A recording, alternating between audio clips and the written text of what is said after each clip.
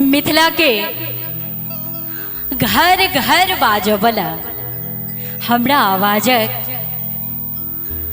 छठ मैया के गीत जे सब घाट पर अपने सब सुनै छी आ सुनि कऽ बहुत रास आशीर्वाद हमरा दैत छी। छठ घाट सजल छै तऽ हमहूँ सब किया नहि छठ मैया के गोहरबियन अपन गीत नाद सँ। ऐलो हम तो हर दुआर है छठी मैया, नैया लगाब बेड़ा पार। ऐलो हम तो हर दुआर है छठी मैया, नैया लगाब बेड़ा पार। नैया लगाब बेड़ा पार है छठी मैया, नैया लगाब बेड़ा पार।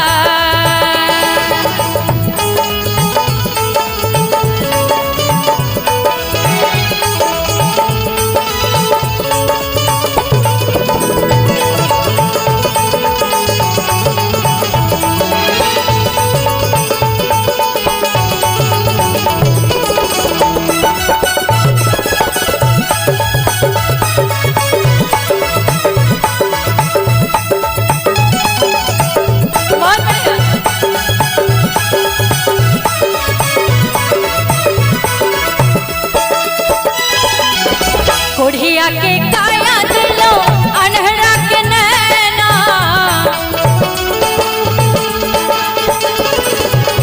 कोढ़िया के काया दिलो अनहरा के नैना। बाझिन करे पुकार है छठी मैया, नैया लगाब बेड़ा पार। बाझिन करे पुकार है छठी मैया, नैया लगाब बेड़ा पार।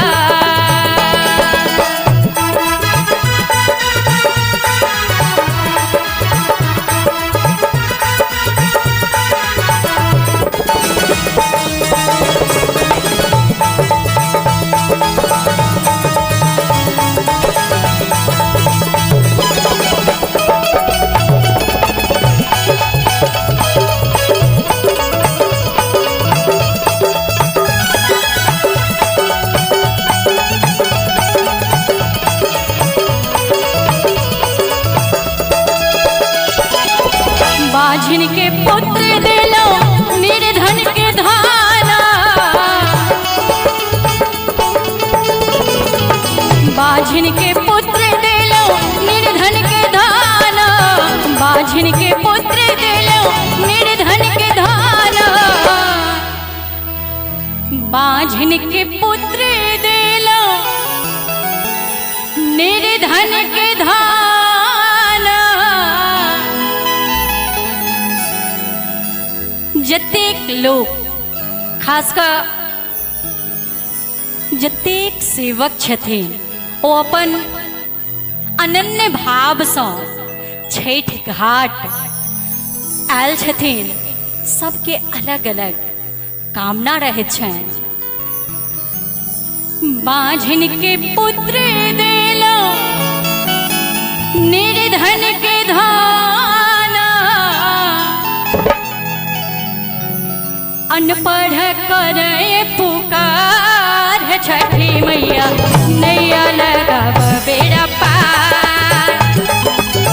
अनपढ़ करे पुकार है छठी मैया, नैया लगाब बेड़ा पार। नैया लगाब बेड़ा पार है छठी मैया, नैया लगाब बेड़ा पार।